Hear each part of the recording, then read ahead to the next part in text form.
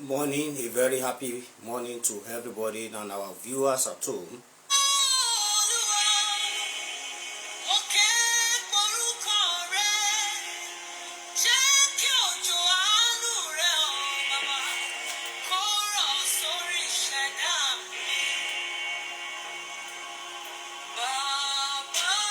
Is the voice of Kenite Publishers Educational Research Institute and any facilitating firm.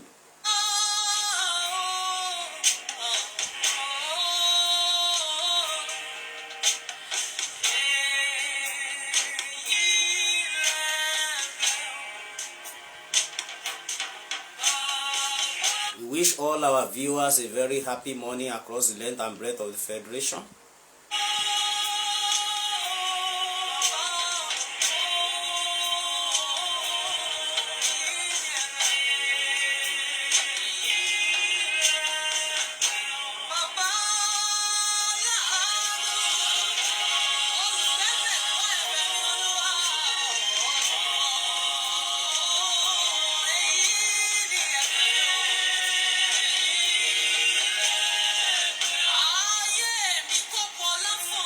This is pedagogue-sponsored educational materials, a blended learning platform.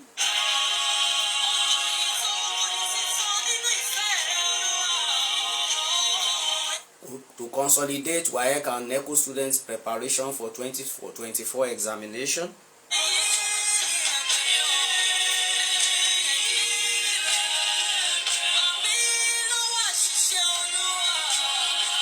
Is of course the use of educational technology and the social media platform to boost educational advance, to boost education in Nigeria.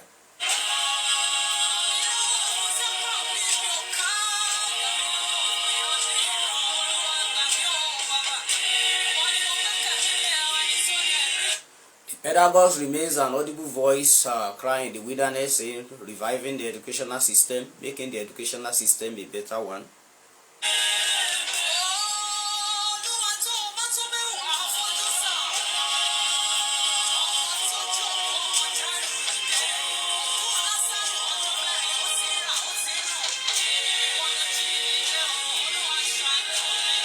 We intend to make education more of fun and more of pleasure than pain to children of school-going age, and that is the reason for this intervention this morning.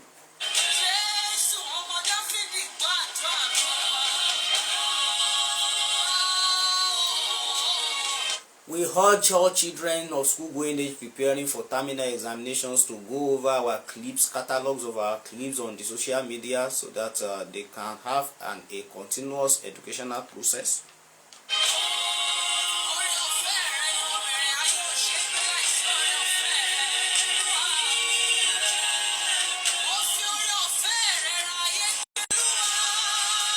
Silver or gold we do not have to give the Nigerian community, but we can still do at least this to help the country and to contribute our quota in a little way, and of course in a significant way, to national development.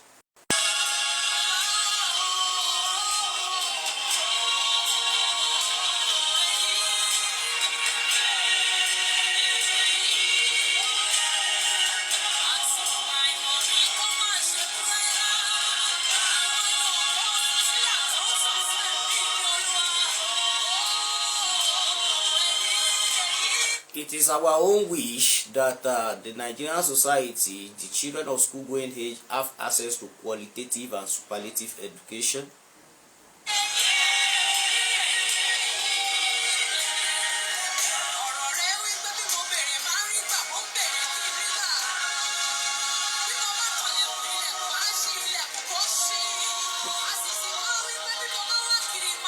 We urge parents to share this clip to their children, and we urge school administrators to share on their platform to consolidate the very wonderful works that teachers are doing in different schools.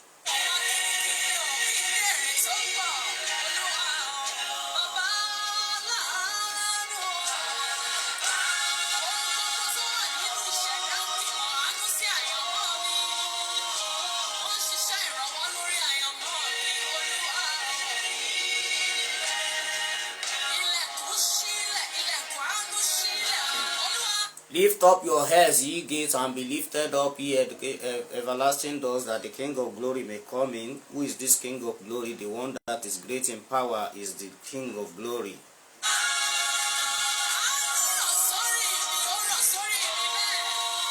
O Lord our God, how excellent is your name in all the earth. How excellent is your name.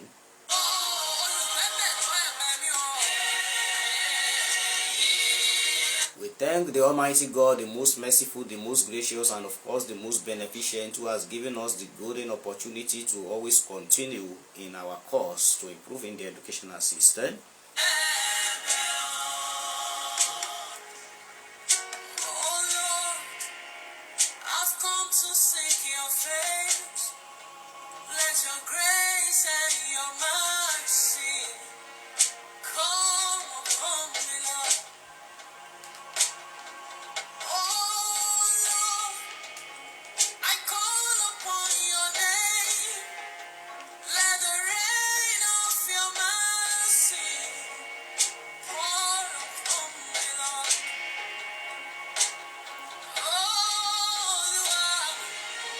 By the special grace of God, we will revise all salient topics in English language before the commencement of the terminal examination. And we urge, as we revise these topics, we urge the children of school-going age to go over their teacher's notes and to go over very standard textbook to consolidate the explanations and to make it clearer.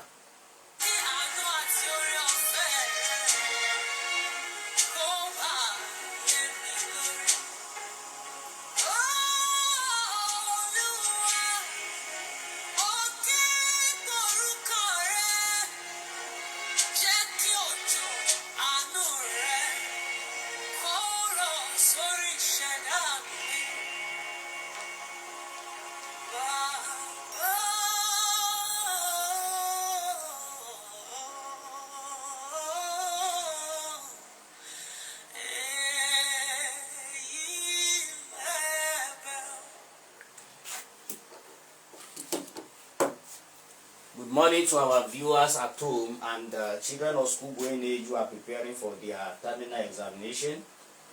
This is another very salient and important topic in the O-level English, and of course the topic will be tested in the comprehension passage, which is adjectival phrases and clauses. Before we talk about adjectival phrases and clauses, this topic cannot be discussed in isolation without a proper orientation and idea of what an adjective is. And of course, an adjective is a word that qualifies a noun or a pronoun. An adjective by its very nature gives further description of a noun or a pronoun in a given sentence. When we talk of adjective can be talking about the character of somebody. It can be talking about the shape of an object. It can be talking about the size. It can be talking about the color. It can be talking about the nationality of something. So when I say a round tire, round in that case is an adjective of shape, qualifying the noun tire. Big boy, big is an adjective of size, qualifying the noun boy. Red shirt, red is an adjective of color, qualifying the noun shirt. A Nigerian officer, Nigerian is an adjective of nationality. Is a stupid boy, stupid is an adjective of character. And we have them like that. We also have adjective of position. Is my first child. First in that case is an adjective of position. Having said that, we can talk about the types of adjective. We have interrogative adjective, we have descriptive adjective, we have possessive adjective, we have demonstrative adjective.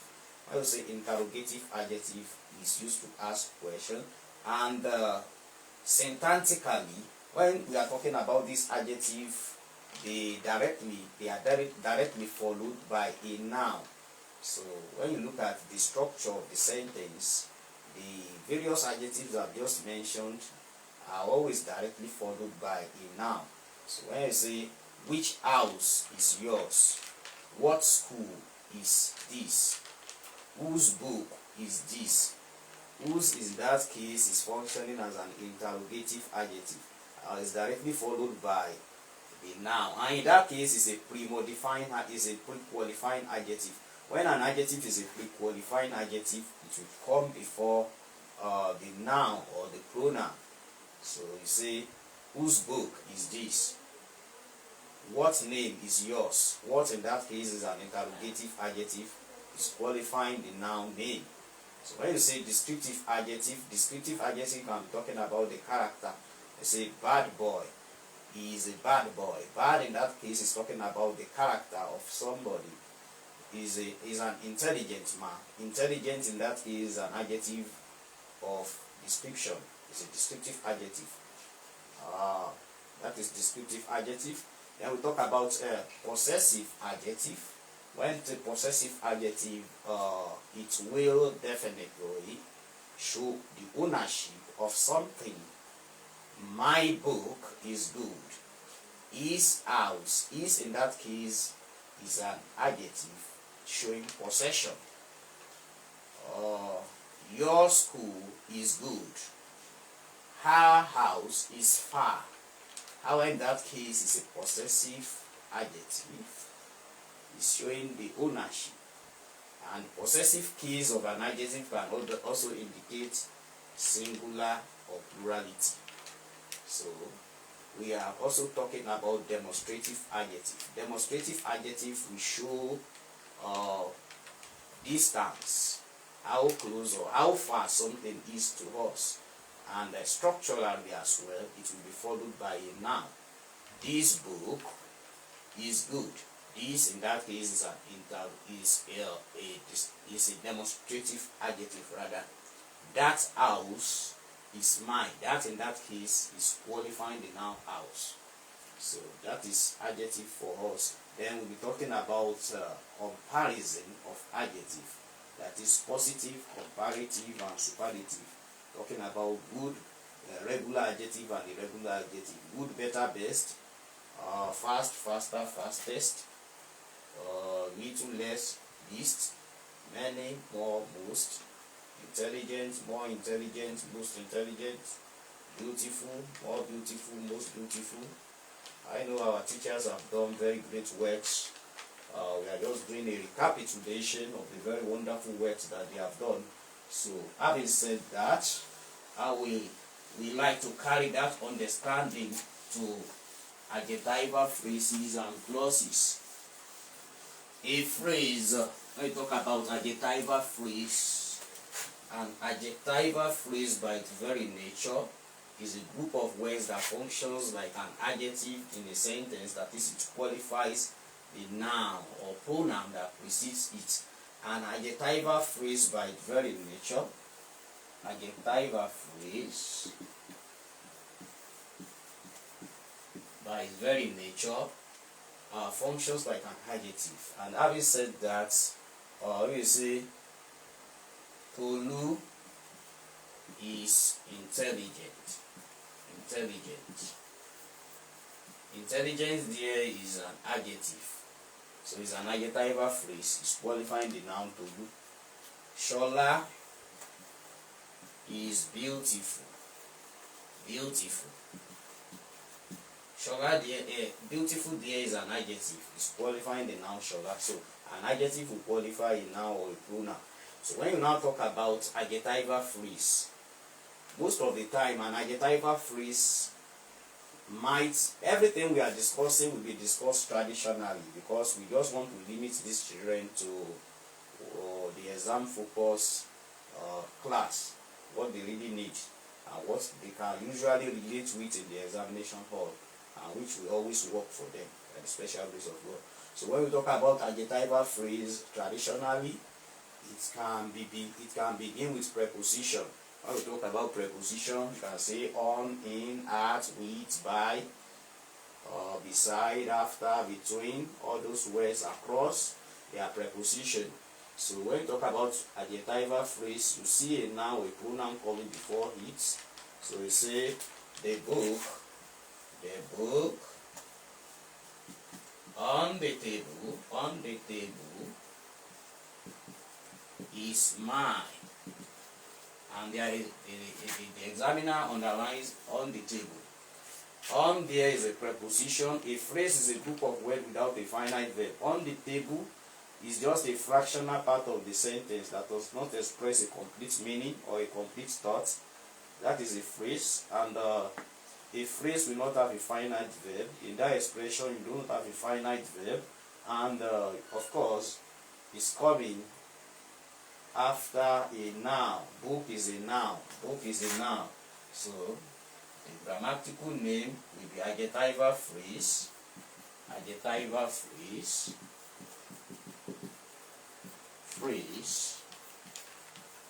They never say an adjectival modifies, because that will not be in the marking scheme. But you say it qualifies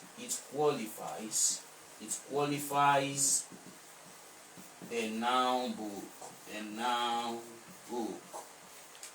You must not miss it in your comprehension passage, because that is very cheap. 3 marks. Very cheap. What is the grammatical name? Adjectival phrase. What is the function? It qualifies the noun book. Then you have to mind your language. If you say it's qualified, that is minus half. You are expected to say it qualifies.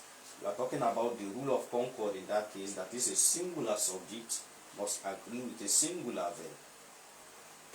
The lady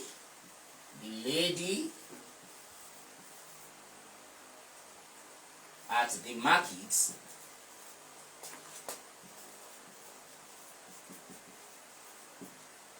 is rich.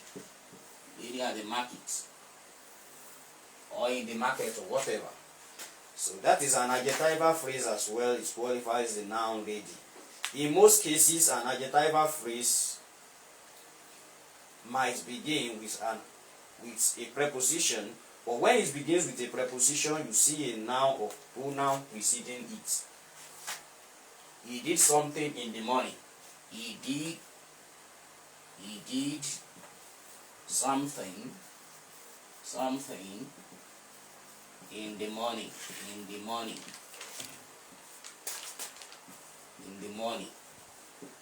When it's an adjectival phrase that begins with a preposition, you see a noun or a pronoun before it. So something there is an indefinite pronoun. So it's an adjectival phrase. It qualifies the pronoun something. So you have to look at what is preceding it. Is it a noun or a pronoun? Very, very much important. So that is an adjectival phrase for us. It's just as simple as that traditionally. So without wasting our time, we'll be moving to adjectival clause. Adjectival clause.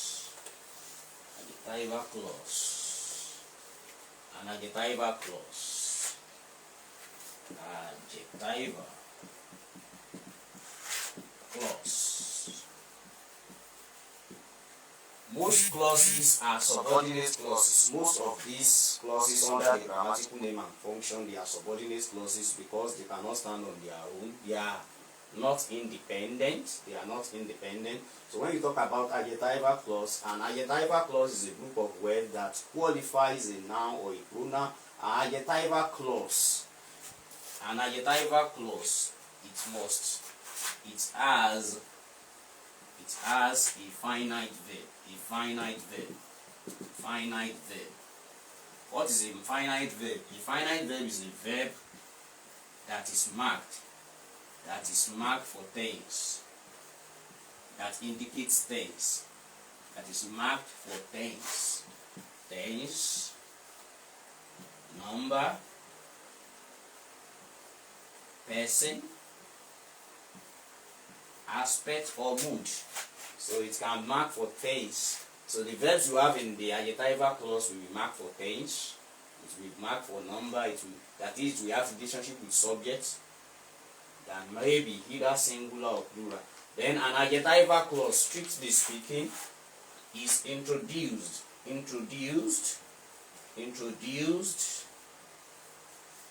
with relative pronoun. Relative pronouns. That is why it is very much important for children of school going age to have a proper mastery of the part of speech in the junior secondary school. Books like Brighter Grammar, Master English will help them a great deal, and their new concept for New Oxford in the junior secondary school, they should go there to read this topic so that it serves as a prerequisite to the understanding of larger concepts like this in the senior secondary school. So relative clause can be introduced by relative pronoun. We have who, we have whose, we have whom, we have which. And in a strict sense too, it can be introduced by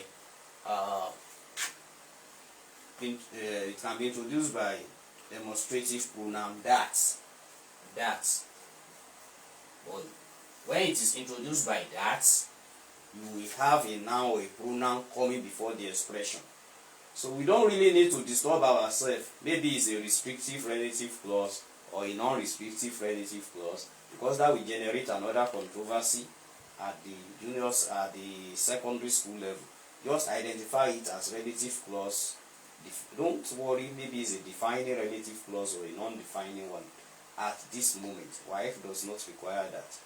So, having said that, a relative clause can be introduced by who, whose, whom, which. At times, you can have expressions like by whom, to whom, for which.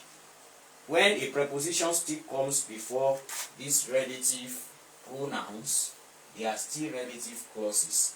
And relative clauses can also be called or otherwise called adjectival clause. So it's either you say relative clause or you call it an adjectival clause. So having said that, I would like to talk about some examples.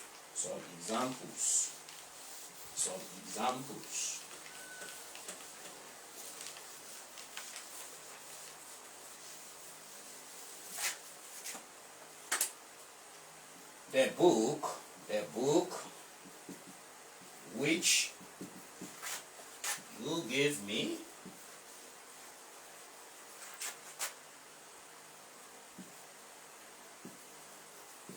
is good. So, which here is a relative pronoun. Anytime you see a relative pronoun and you see a noun, a pronoun coming before the expression, is a relative clause or an adjectival clause. Then a clause, we have a group, is a group of words that have a finite verb. Give is a finite verb. It's marked for tense. It's a past tense. Then it has relationship with subject. This is second person singular or plural, which is you. So it's a finite verb. The grammatical name will be adjectival clause. That is one mark in your comprehension passage. Adjectival clause. Function.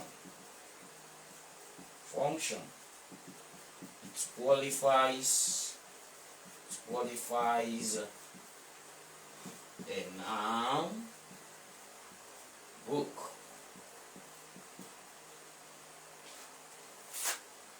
The man with whom I discussed the matter.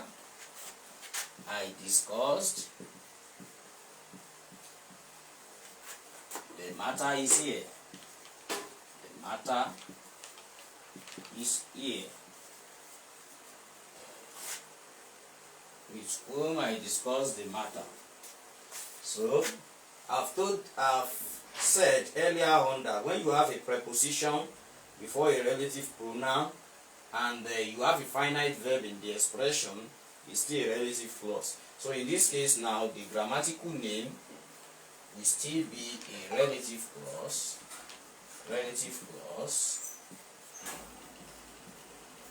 And the function, it qualifies the noun man. So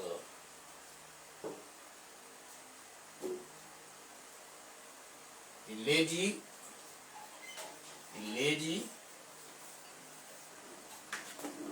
who came here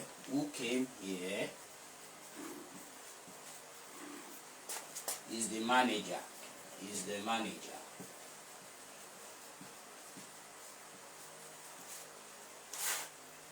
Who came here has been underlined. Came there is a finite verb indicating that it is a clause. Who there is a relative pronoun indicating a relative clause, because you are having lady, which is a noun, before it. So the grammatical name is adjectival clause. It qualifies the noun lady. He did something which made me angry.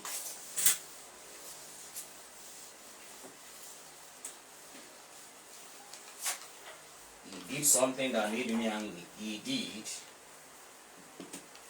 something that made me angry.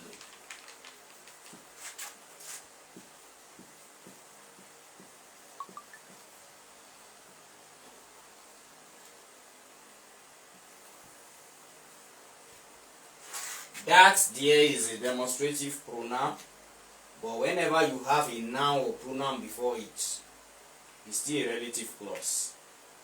So something there is an indefinite pronoun coming before the that clause, so it's a relative clause. That made me angry. Made there is the finite verb. Made there is an objective case personal pronoun. Singular objective case personal pronoun. It's marked for person. So it's marked for things. So you know it's a clause. So the grammatical name in that case will be adjectival clause, or we call it relative clause. Function. It qualifies. You don't call something noun. It is a pronoun. It qualifies the pronoun. The pronoun something.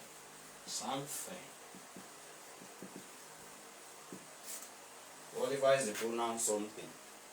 So the reason why we must be careful with the that clause is that the that clause too, on the contrary, can be used to introduce a noun clause. That clause can still be used to introduce a that clause. It can still be used to introduce a noun clause rather. Noun clause as a that clause. Note that clause as a noun clause. On the contrary, that clause can still be used to introduce a noun clause. For example, you say, I know that I will succeed.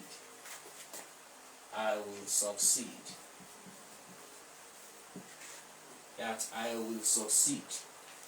Know here is a verb. When a verb comes before a that clause, the grammatical name will be a noun clause.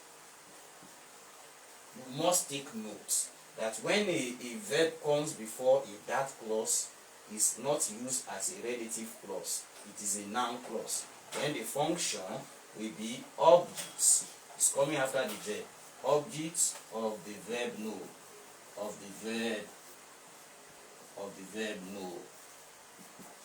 No.